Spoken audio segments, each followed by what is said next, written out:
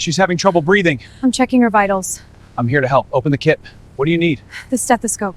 Flight 247 departs Denver International at 6:47 a.m. A Boeing 787 gleaming under early morning sunlight. Inside the cabin, 360 passengers settle into routine phones on airplane mode. Pillows adjusted, eyes already closing.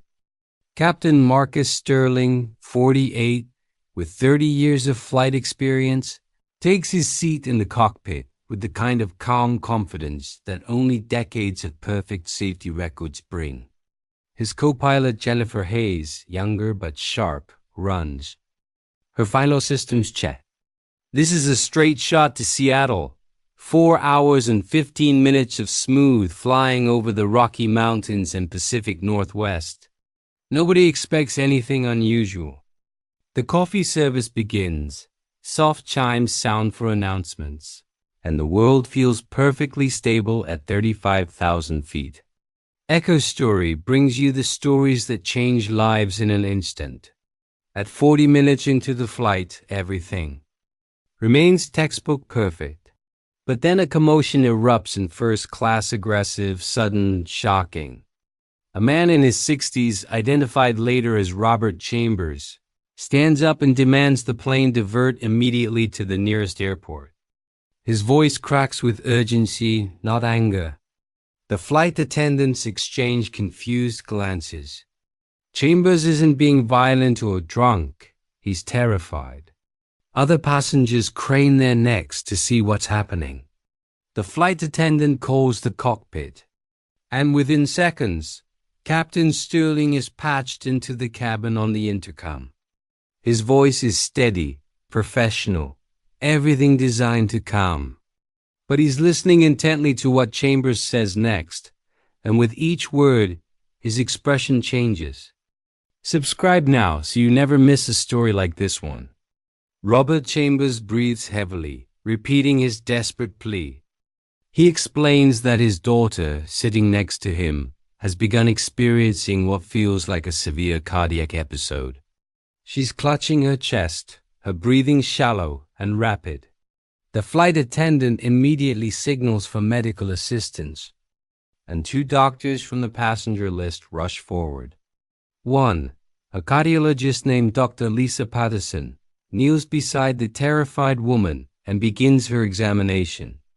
The cabin has transformed from quiet comfort to concentrated anxiety. Mothers pull their children closer. Nervous whispers ripple through the rows. Captain Sterling, now fully aware of the gravity, makes a critical decision that will define this flight. In the cockpit, Captain Sterling and his co-pilot Jennifer review their options with military precision. They have 3 possible diversions: a small airport 180 miles south, a major airport 300 miles northeast, or they can continue to Seattle with Dr. Patterson's assessment. The medical team in the cabin communicates that the woman's condition is serious but stable, no indication of immediate mortality. The data suggests she needs a hospital, but could potentially make it to Seattle in just over 2 hours. However, Captain Sterling makes a choice that nobody in the cabin understands at first. He radios air traffic control and begins the complex process of diverting the aircraft. The course change is dramatic and unexpected. Captain Sterling has chosen a medical facility that isn't the closest geographically, but is the most strategically positioned to handle the complex cardiac situation the doctors suspect. Hope Creek Memorial is a specialized cardiac center with capabilities that smaller regional hospitals simply don't possess. The decision means burning extra fuel, creating a more complex landing approach, and putting the aircraft off its scheduled route. But it's the decision of a captain who has learned through 3 decades that doing the right thing is more important than doing the convenient thing. Passengers feel the aircraft banking and many realize what's happening. As the cabin absorbs, The reality of this medical emergency and the subsequent diversion, something unexpected occurs. Instead of panic or frustration, the 360 passengers collectively shift into a mode of support. The woman experiencing the cardiac event is now seen not as a stranger, but as someone everyone is rooting for. A businessman in row 12 quietly prays. A young mother in economy explains to her confused son that the doctors are helping someone who needs them.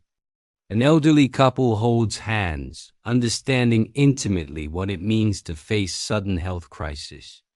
The atmosphere in the cabin transforms from inconvenience to collective purpose. Strangers become witnesses to something that matters more than schedules. Dr. Lisa Patterson, an interventional cardiologist from San Francisco who was flying to Seattle for a medical conference, has now become the most important person on the aircraft.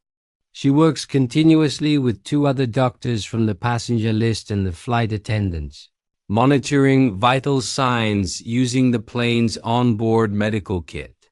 She's administered aspirin, established a clear airway, and communicated directly with Hope Creek Memorial's cardiology team via radio. The medical director at the hospital is now aware of the exact symptoms and conditions they'll be facing. When Dr. Patterson transmits a reading that concerns her, her calm voice doesn't betray any emotion, but her hands move faster. She's fighting for someone's life at 30,000 feet, and she does it with the kind of quiet expertise that only years of training and commitment create. Captain Sterling makes the decision to inform the entire passenger cabin of what's happening and why their flight has been diverted.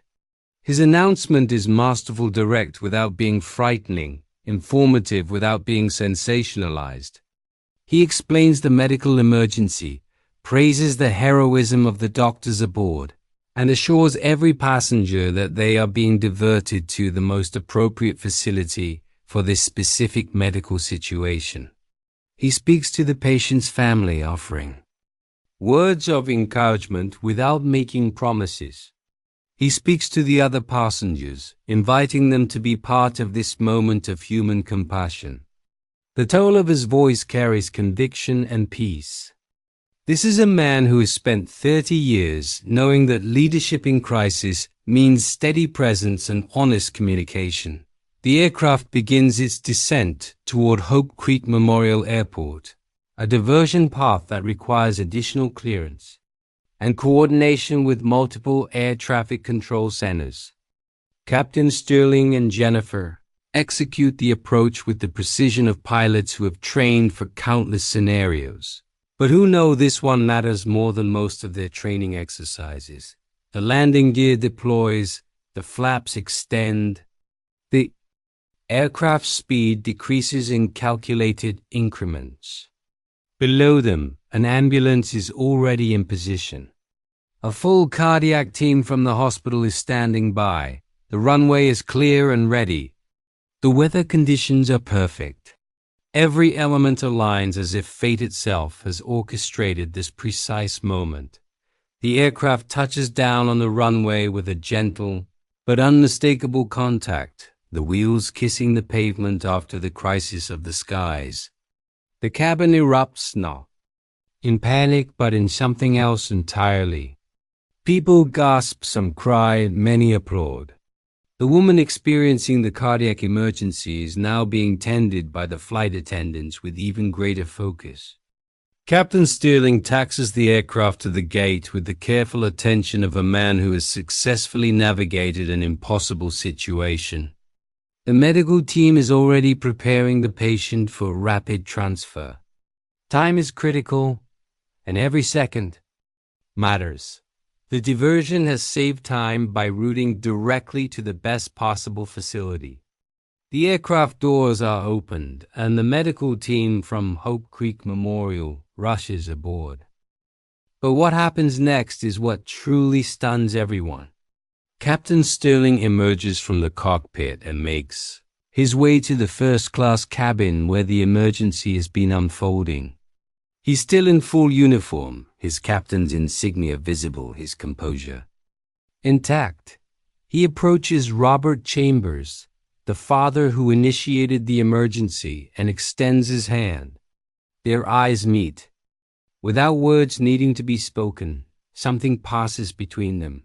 Understanding, human connection, the recognition of one person who has faced fear meeting another who has also faced fear. Captain Sterling then turns to the medical team preparing the patient for transfer.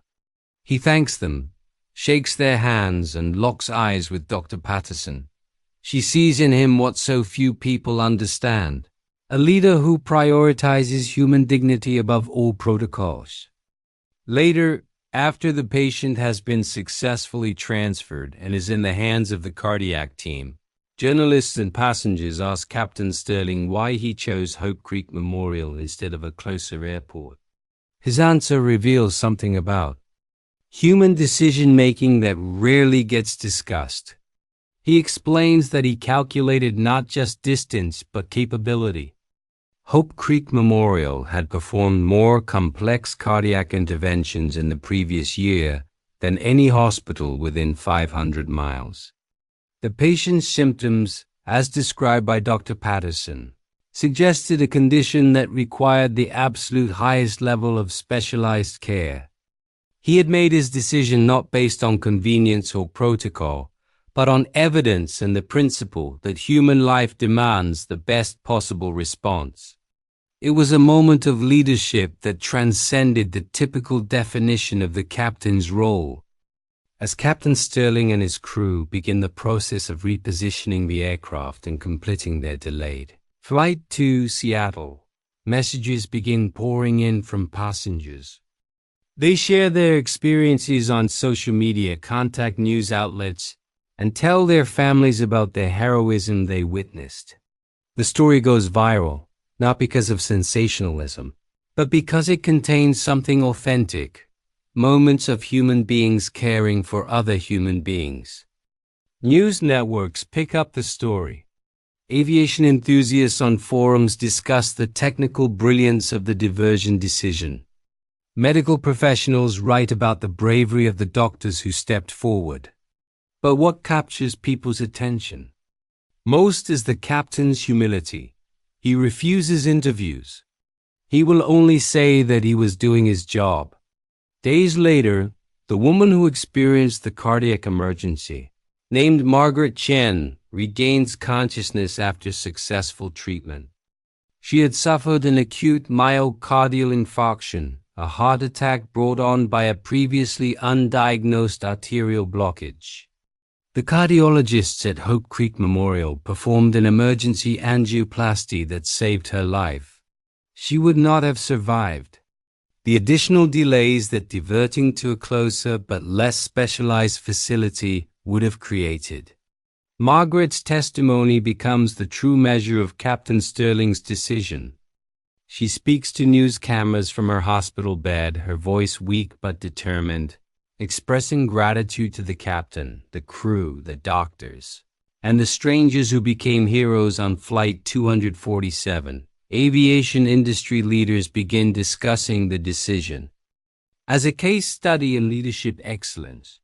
Flight schools incorporate the story into their training curriculum. Medical organizations use it to demonstrate the importance of expertise and rapid response. But Captain Sterling remains unmoved by the attention. In an interview he finally agrees to give, he explains that his response wasn't unusual. It was simply the application of professional responsibility. He speaks about how every decision a pilot makes affects 300 lives and how that weight of responsibility never becomes casual, no matter how many flights you've completed. He talks about the importance of listening to medical professionals, of deferring expertise, of understanding that leadership is not about being right, but about ensuring the best possible outcome for the people you're responsible for. 6 weeks later, Margaret Chen is released from the hospital, fully recovering and beginning cardiac rehabilitation. She and her daughter request to meet Captain Sterling. The encounter happens at the Denver airport in a quiet corner away from the general public. Margaret, still moving carefully but with strength returning to her body, approaches the captain. She embraces him without words. When she finally speaks, her voice breaks. She tells him that he gave her a second chance at life. She speaks about seeing her grandchildren graduate, about traveling with her husband, about dreams she thought were over. Captain Sterling, stoic for weeks, finds his own eyes wet. He tells her that this is why he flies moments like this, when the responsibilities align with meaningful outcomes. The flight attendants who work the emergency also receive recognition, but what matters most to them is their connection with the other passengers from Flight 247. Many of those passengers stay in touch, exchanging letters and emails about the experience. Some form a formal group, calling themselves the Flight 247 family. They organize charity events supporting cardiac awareness. They meet annually on the anniversary of the flight. The bonds formed in crisis prove to be lasting and meaningful. The flight attendants speak about how the emergency revealed the best in human nature, how strangers became allies, how fear transformed into compassion, how a crisis became a moment of profound connection. Aviation authorities launch initiatives inspired by Flight 247, improving protocols for in-flight medical emergencies and diversion decisions. Training programs now emphasize the kind of evidence-based decision-making that Captain Sterling demonstrated. Airlines begin evaluating their diversion algorithms to ensure they prioritize medical capability over simple geographic proximity. The case becomes a turning point in how the industry approaches medical crises at altitude. Captain Sterling is invited to speak to other captains, to explain his reasoning, to share his philosophy. He becomes a mentor to younger pilots, emphasizing that expertise isn't arrogance, it's responsibility. In a reflective moment, Captain Sterling discusses what the experience taught him about leadership and human connection. He explains that the moment he truly understood the impact of his decision wasn't when the news coverage exploded, but when Margaret Chan embraced him at the airport. He realized that leadership in a crisis isn't about making the dramatic choice, it's about making the right choice, even when nobody's watching. He speaks about the importance of continuous learning, of never becoming complacent, of treating every flight and every passenger as if they matter infinitely. His words resonate because they're not about his accomplishment. They're about the principle that human dignity and life itself should always supersede convenience or standard. Protocol, Scene 20. The legacy continues. Years later, Flight 247 remains a reference point in aviation culture and medical emergency response training. Captain Sterling continues flying, though he's approaching retirement. The younger pilots who work alongside him often ask about the emergency. He always responds the same way, that it wasn't the crisis that mattered, it was the choice to value human life above all else. Margaret Chen, fully recovered, volunteers at the cardiac center that saved her life, helping other patients navigate their own health crises. Robert Chambers, her father, participates in advocacy efforts for cardiac awareness. Dr. Patterson continues her career in interventional cardiology, saving countless lives with the same expertise and dedication she demonstrated at 30,000 feet. The passengers of Flight 247 remain connected through their memories of that day. And Captain Marcus Sterling, humble and steady, continues to demonstrate that true leadership isn't about heroics, it's about integrity. expertise, and an unwavering commitment to the people you're responsible for. This is Echo Story, reminding you that the greatest stories are often found in the moments when ordinary people make extraordinary choices.